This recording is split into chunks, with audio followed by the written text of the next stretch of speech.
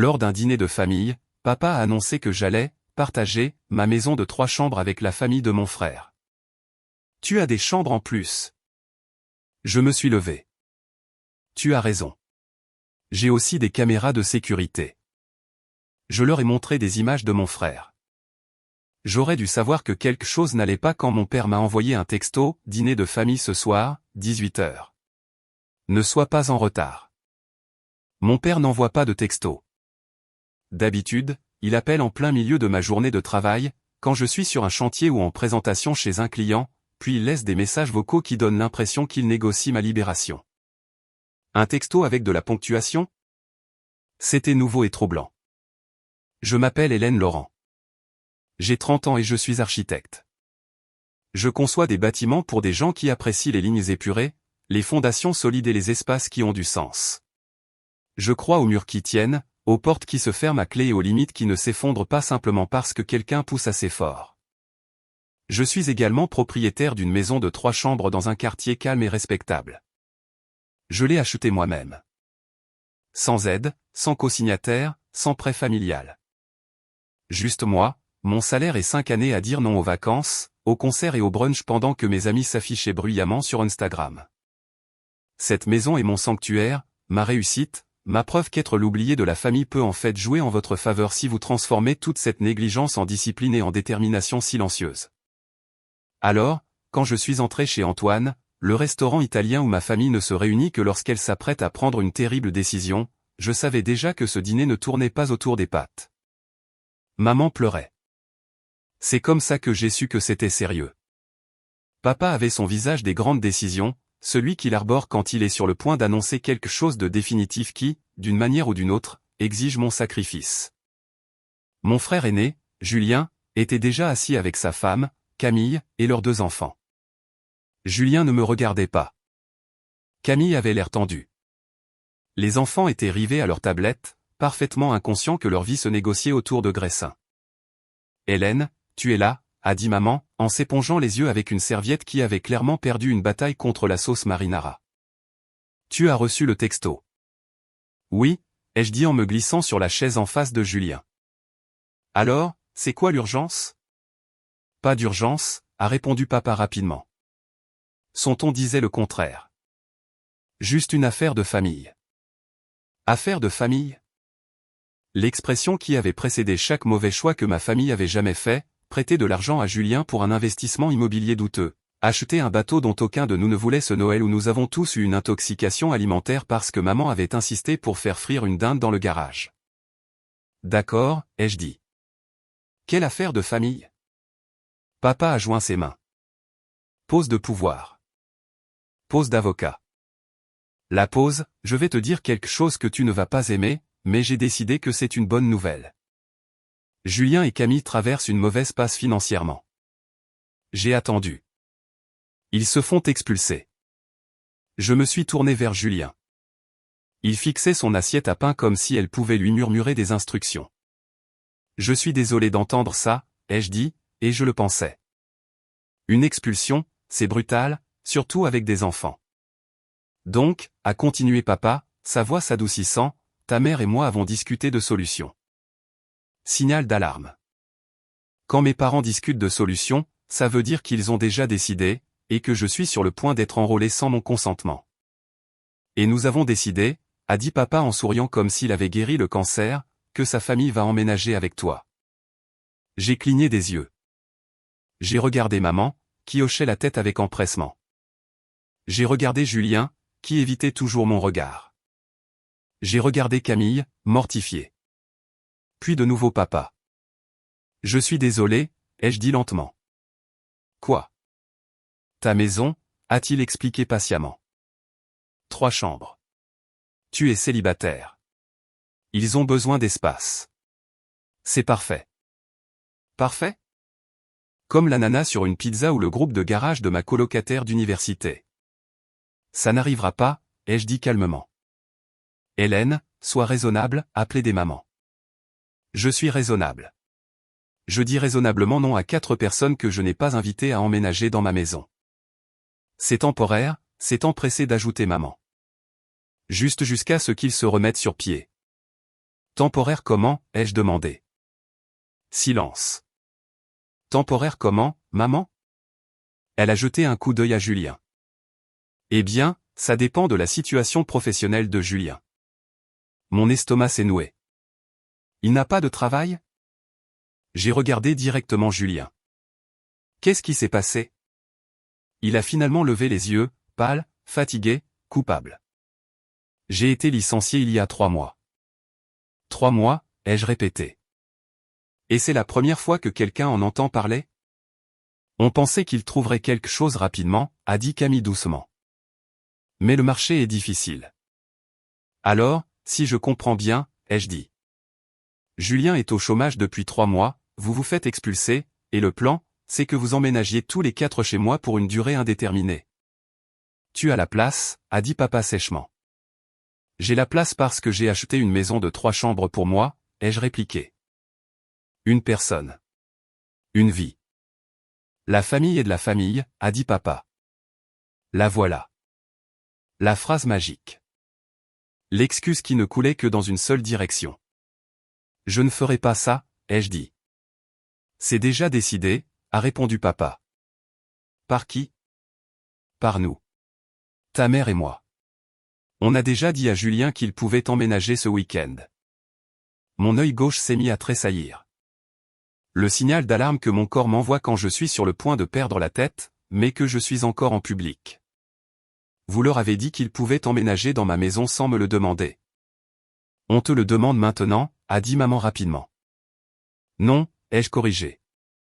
Vous m'informez. Maman s'est penchée en avant. Hélène, ma chérie. Ils sont désespérés.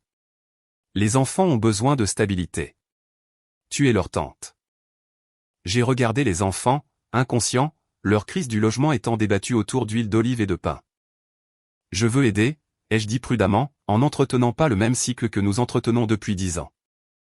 Julien s'est redressé d'un coup. Quel cycle? Celui où tu prends de mauvaises décisions, tu te retrouves sans argent, et maman et papa te tirent d'affaire. Ce n'est pas juste, a-t-il lancé. Tu as 34 ans, ai-je dit d'un ton égal. Tu as été entre 2 emplois 5 fois en 6 ans. Ça n'arrête pas d'arriver. Hélène, ça suffit, a averti papa. Vraiment, ai-je demandé. Parce que j'observe ça depuis le début de ma vie d'adulte, et personne ne semble penser que c'est un problème. Camille avait l'air de vouloir que le sol s'ouvre sous elle.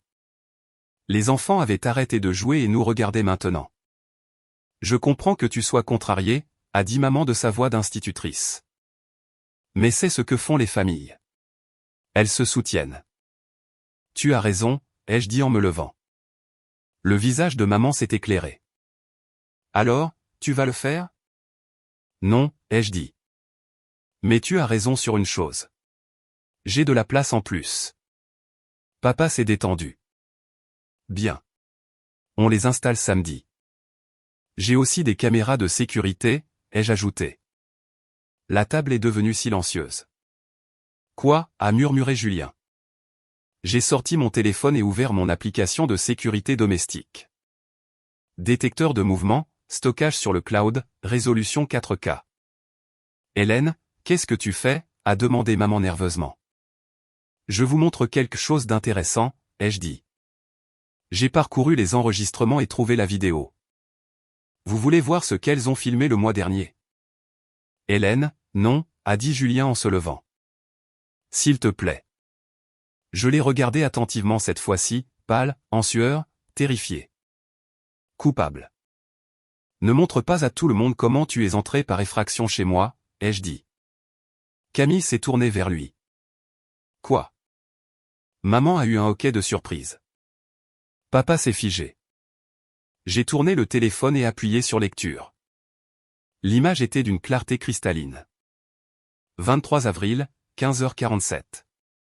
Ma porte d'entrée, le visage de Julien, un kit de crochetage. Est-ce que c'est, a murmuré Camille, un kit de crochetage? Il était indiqué, expédition Amazon Prime, sur l'écran. Julien a forcé la serrure. La porte s'est ouverte. Il est entré dans ma maison. Tu es entré par effraction chez Hélène, a dit Camille, la voix tremblante. Je peux expliquer, a balbutié Julien. Il y a plus, ai-je dit en avançant rapidement. Julien dans mon bureau, ouvrant des tiroirs, prenant mon ordinateur portable, mes disques durs, mon matériel photo. Maman a mis sa main sur sa bouche. Papa avait l'air d'avoir reçu un coup de poing. J'allais tout rendre, a dit Julien désespérément. Vraiment, ai-je demandé en passant à une autre vidéo. Parce que ça, c'est toi au prêt sur gage le bon troc le lendemain, en train de vendre mon matériel photo. La vidéo le montrait en train de négocier le prix. Camille s'est levée, tremblante. Tu as volé ta sœur. Les enfants se sont mis à pleurer doucement. C'est la famille, a dit papa faiblement. C'est un cambriolage d'une valeur de 7 500 €, ai-je répondu en sortant ma liste détaillée. Le silence a englouti la table. Alors, ai-je dit en verrouillant mon téléphone, est-ce qu'on discute encore de qui va vivre dans ma maison?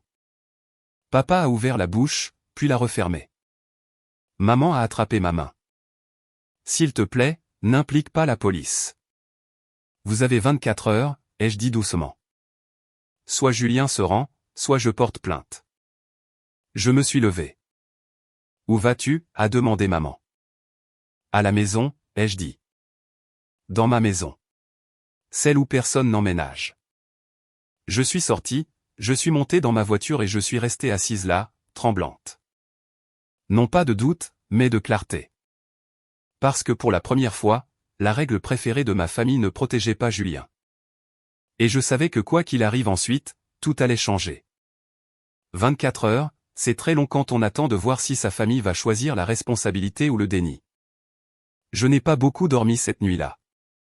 Je suis rentré chez moi, j'ai verrouillé ma porte la même serrure que Julien avait crochetée et je me suis fait un thé que j'ai à peine touché. Je me suis assise sur mon canapé, la lueur de mon téléphone éclairant le salon pendant que mes caméras de sécurité faisaient leur travail en silence, enregistrant, documentant, attendant. Mon téléphone n'arrêtait pas de vibrer. Julien, Hélène, s'il te plaît, ne fais pas ça. Julien, je te rembourserai. Je le jure. Julien, pense aux enfants. Maman, ma chérie, s'il te plaît. On peut arranger ça. Maman, ne détruis pas la vie de ton frère. Papa, il faut qu'on parle. Papa, ça n'a pas à mal tourner.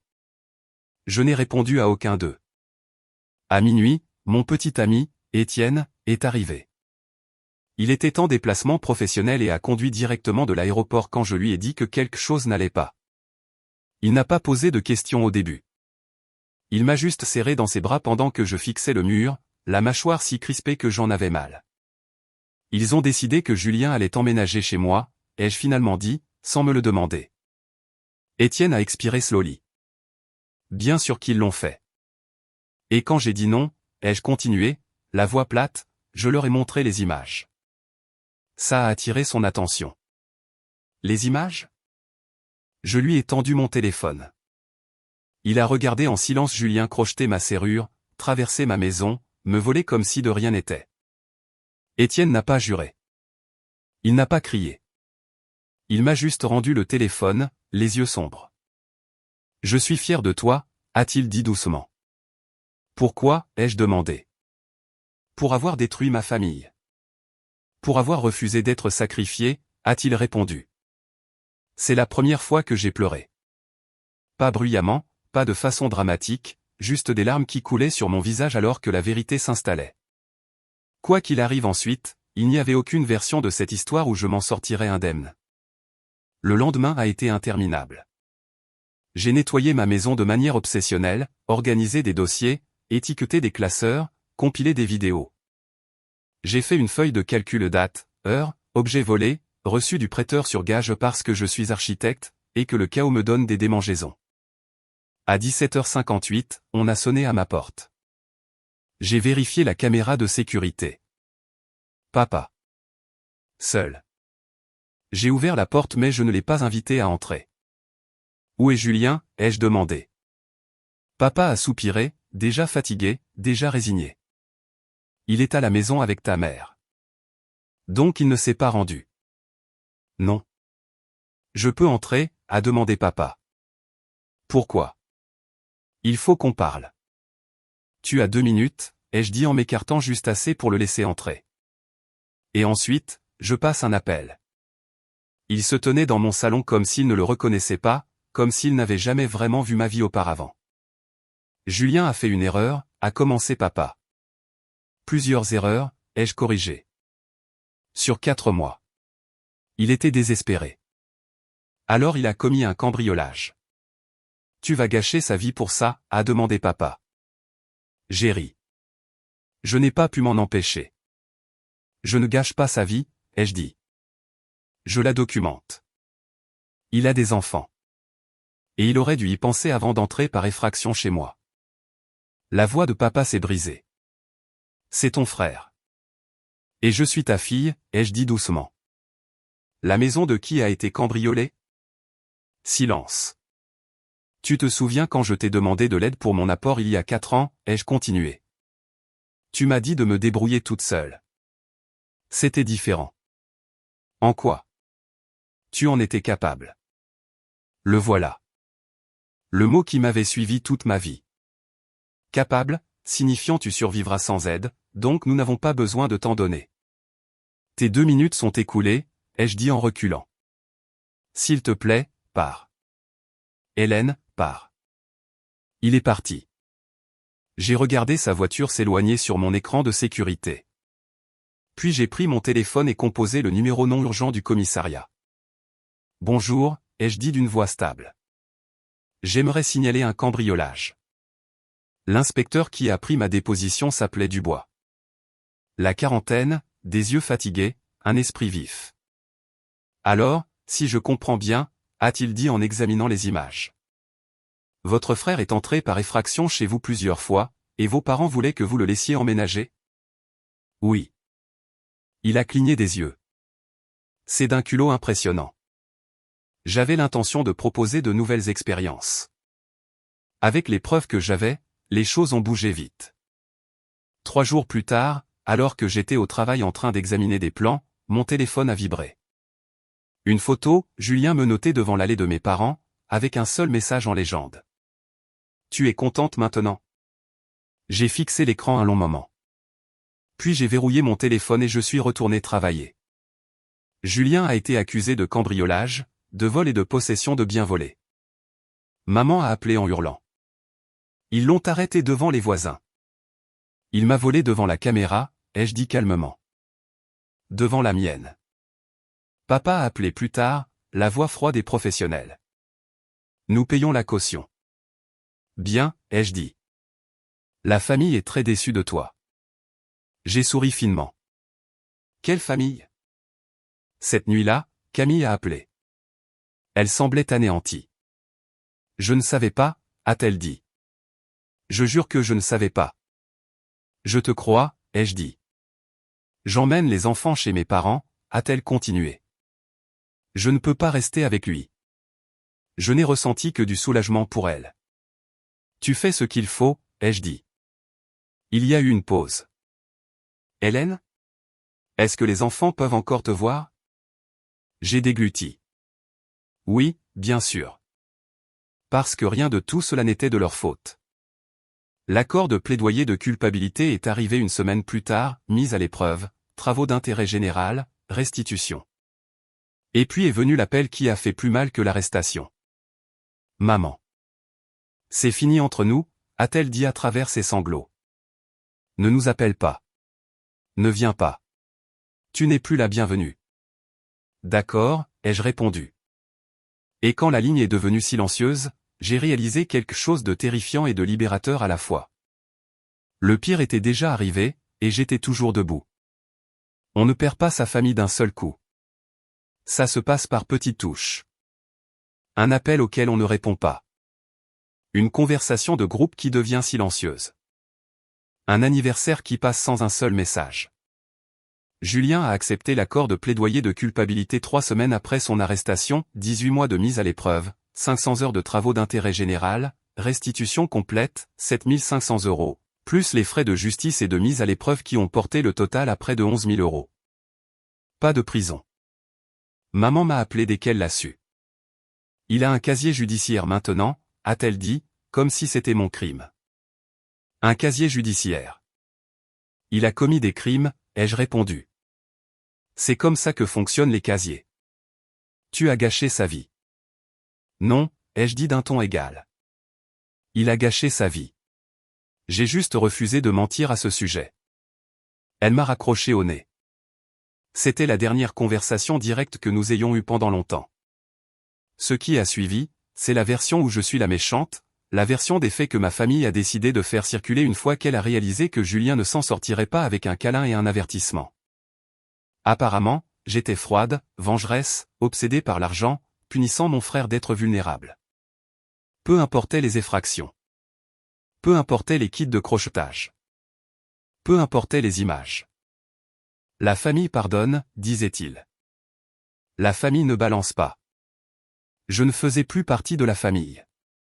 Je l'ai appris par ma cousine Sophie, la seule parente avec une boussole morale fonctionnelle. Elle m'a envoyé des captures d'écran. Tante Carole a publié un verset de la Bible sur le pardon et m'a identifié. Oncle Michel a écrit une longue tirade sur la loyauté. Les amis de Julien, des gens que je connaissais à peine, étaient soudainement devenus des experts de mon caractère. Je n'ai pas répondu. J'ai bloqué, mis en sourdine, quitté les groupes de discussion sans explication. La paix est plus silencieuse que la justice, et j'apprenais à la préférer. Étienne est resté proche pendant tout ce temps. Il n'a pas essayé d'arranger les choses. Il ne m'a pas dit d'être la plus intelligente. Il s'est juste montré présent. Des courses, du café, une présence stable. Tu as le droit de te choisir, m'a-t-il rappelé un soir alors que nous étions assis sur mon canapé, l'écran de sécurité brillant silencieusement sur la télévision. C'est à ce moment-là que son ex-petite amie, Léa, est entrée dans l'histoire. Je ne la connaissais pas bien. Étienne était sorti avec elle des années auparavant, bien avant moi. Mais apparemment, elle connaissait ma tante par une amie commune, une coïncidence qui s'est transformée en un canal pratique pour les ragots. Soudain, Léa était partout, commentant les publications, envoyant des messages aux parents, offrant son inquiétude. Elle s'inquiète juste que tu t'isoles, m'a dit Sophie, peu impressionnée. Apparemment, tu coupes les ponts avec ta famille pour de l'argent. J'ai ri. C'était un rire sec. Bien sûr que c'est la version officielle, ai-je dit. Pas de cambriolage, pas de vol. Juste de l'argent. Camille a appelé quelques jours plus tard.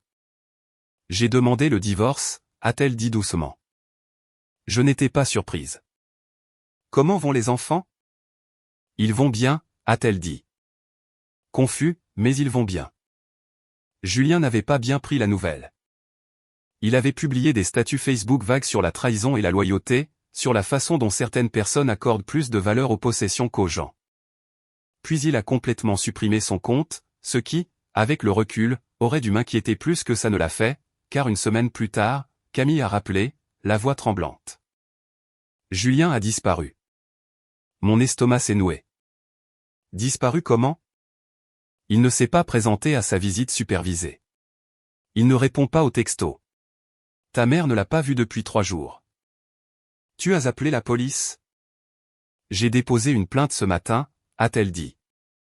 Hélène, j'ai peur qu'il ait fait quelque chose de stupide. La culpabilité a essayé de me remonter le long de la colonne vertébrale. Je l'ai repoussé. Ce n'est pas de ta faute, ai-je dit. Ni de la mienne. Je sais, a-t-elle murmuré. C'est juste que pourrais-tu vérifier tes caméras, voir s'il est passé près de chez toi. J'ai affiché les images, parcouru la semaine passée. Rien. Il n'est pas venu ici, ai-je dit. Je te le promets. Julien est réapparu 2 jours plus tard. Pas disparu, juste caché. Un motel à 3 villes de là, l'argent de la caution parti, des bouteilles vides partout. Un contrôle de bien-être de la police a confirmé ce que nous suspections tous, il n'était pas suicidaire, juste ivre et fuyant la réalité. Maman m'a appelé immédiatement. Tu es contente maintenant, a-t-elle exigé. Ton frère a essayé de se suicider. Il s'est saoulé dans un motel, ai-je dit. Ce n'est pas une tentative de suicide. C'est de l'évitement. C'est toi qui lui as fait ça. Non, ai-je dit doucement. J'ai arrêté de faire ça pour lui. Elle a raccroché. Une semaine plus tard, papa a appelé. Il faut que je te voie, a-t-il dit. En personne. La maison dont je suis banni, ai-je demandé. Silence. Ta mère était contrariée, a-t-il finalement dit. Elle ne le pensait pas. Ça ne me dérange pas, ai-je répondu.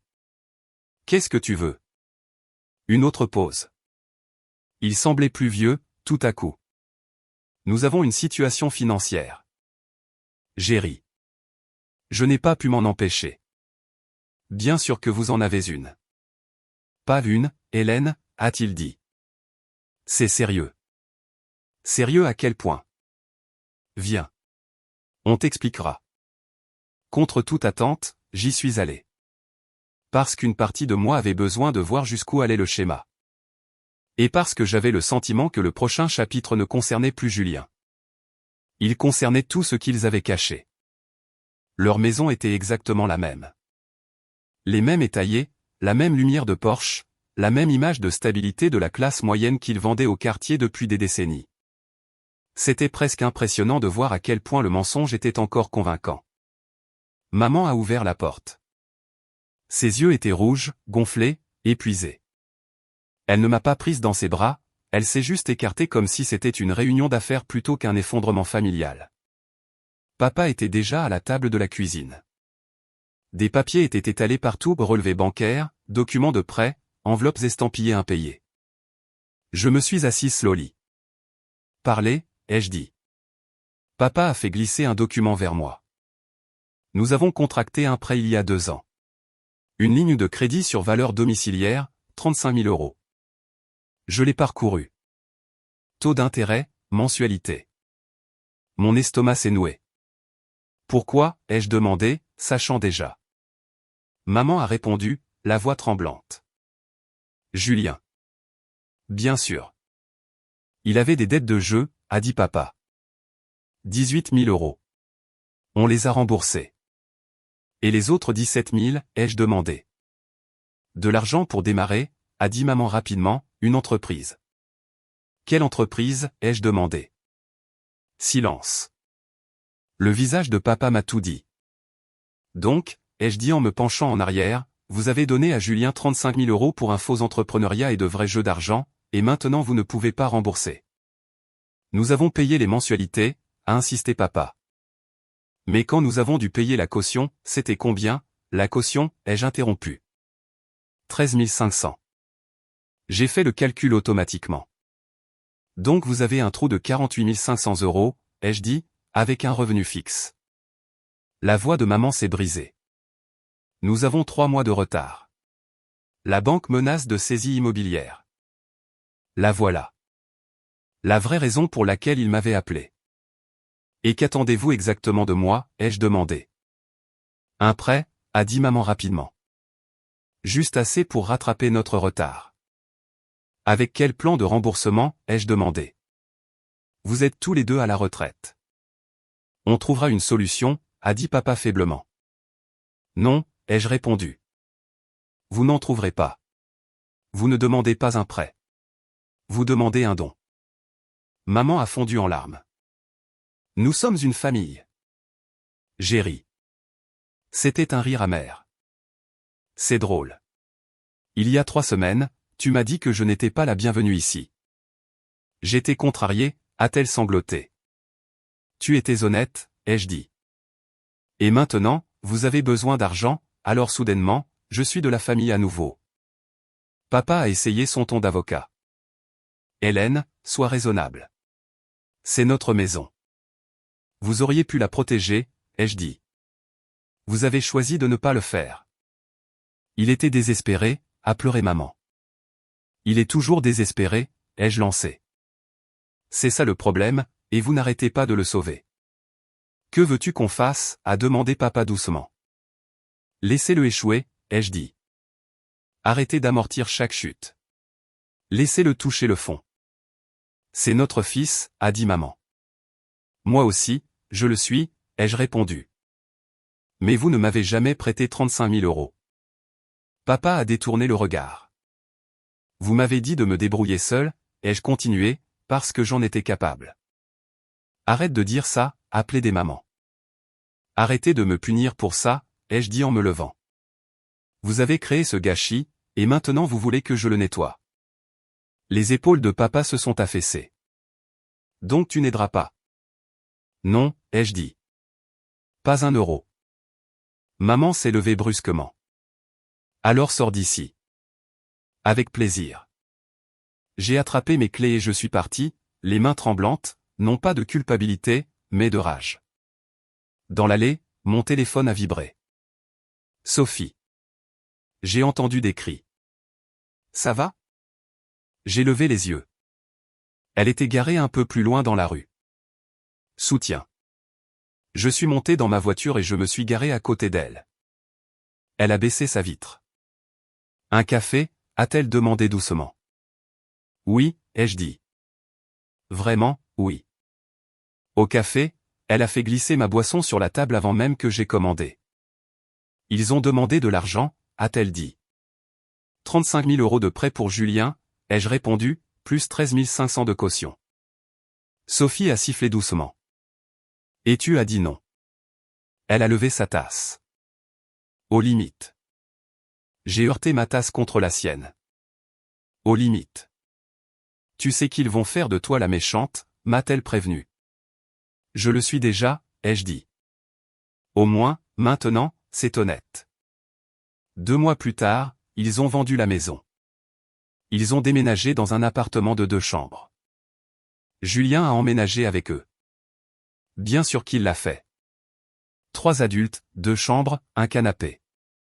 0 leçon apprise. Je l'ai appris par Sophie. Julien ne travaille pas, a-t-elle rapporté. Il joue aux jeux vidéo toute la journée. Tes parents sont stressés, malheureux. Et les enfants, ai-je demandé. Il a manqué 2 visites supervisées. Camille demande la garde exclusive. Bien. Je ne ressentais rien. Pas de culpabilité, pas de triomphe, juste de la distance. Parce que pour la première fois, leur choix ne déteignait pas sur ma vie. Et j'apprenais enfin que s'éloigner n'est pas un abandon. Parfois, c'est de la survie. Le temps a fait ce que la distance ne pouvait pas faire. Il a apaisé les choses. Pas de manière dramatique, cinématographique, pas d'excuses sur le pas de la porte, pas de retrouvailles en larmes mais dans l'érosion silencieuse de l'urgence.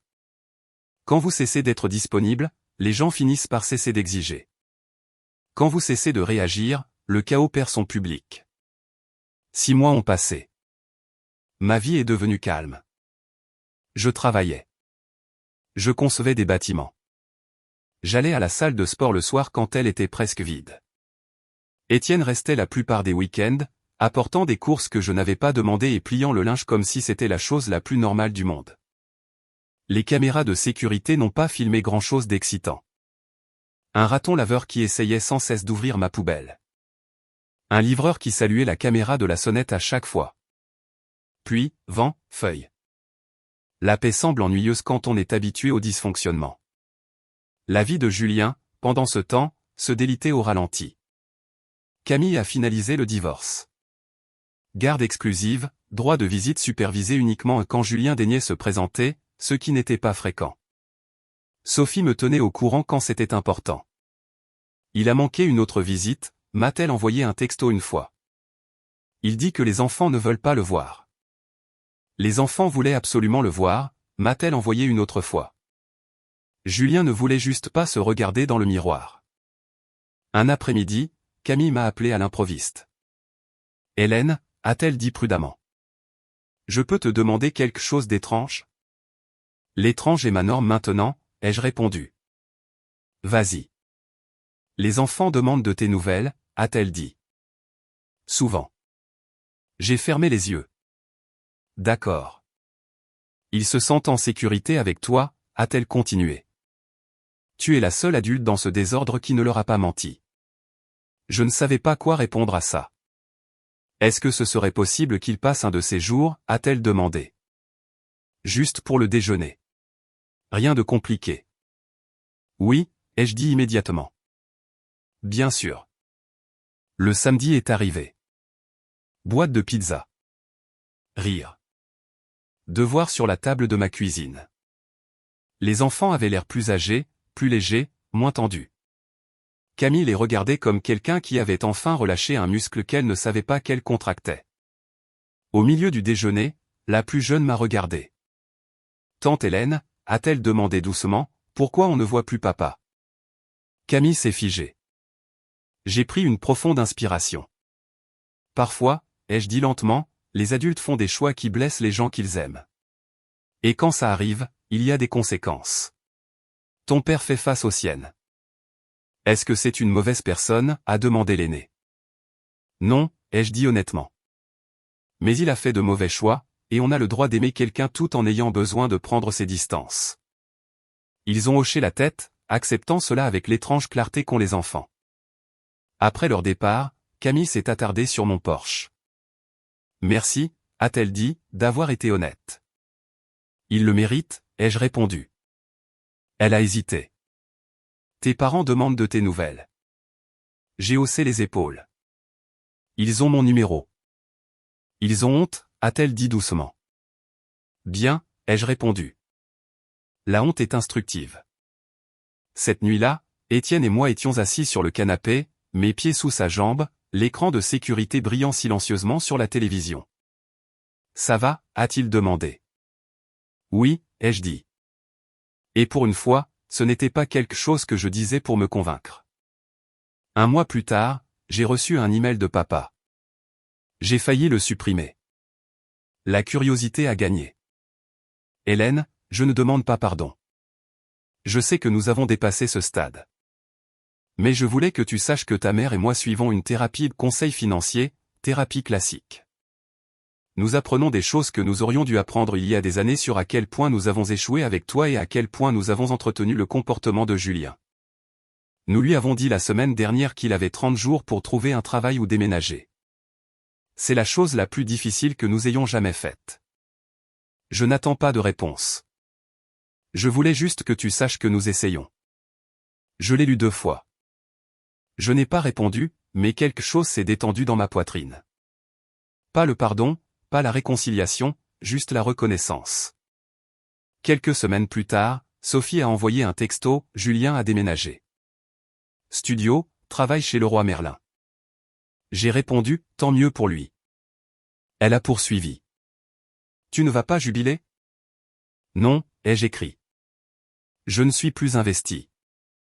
C'était la vérité. 2 mois après ça, j'ai croisé maman à l'épicerie.